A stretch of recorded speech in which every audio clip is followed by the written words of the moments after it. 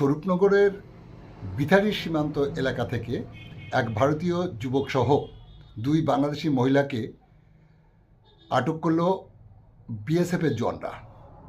গ্রেপ্তার করে বসিরহাট মহকুমা আদালতে পাঠালো স্বরূপনগর থানার পুলিশ। আপনারা দেখছেন সেই সময়ের বিশেষ মুহূর্তের ধারণকৃত ভিডিও চিত্র আজকের স্বরূপনগর পত্রিকার অনলাইনে। তথ্যবিন্যাসে আমি সৈয়দ রেজাউল হাবিব আপনাদেরকে সাধুবাদ জানাই। গতকাল 13ই নভেম্বর বিকালে অবৈধভাবে বাংলাদেশে যাওয়ার আগে বিথারি সীমান্তের 143 নম্বর ব্যাটালিয়নের কর্তব্যরত বিএসএফের জওয়ানরা দুই মহিলাসহ 3 জনকে আটক করে। জিজ্ঞাসাবাদের পর তাদেরকে স্বরূপনগর থানার পুলিশের হাতে তুলে দেয় বিএসএফ। পুলিশ তাদেরকে গ্রেপ্তার করে। পুলিশ সূত্রে জানা যায়, গ্রেপ্তার হওয়া 3 জনের মধ্যে 2 জন মহিলা, যার মধ্যে রুমানা খাতুন খুলনা জেলা ও নুন্নাহার আক্তার ভোলা জেলার বাসিন্দা।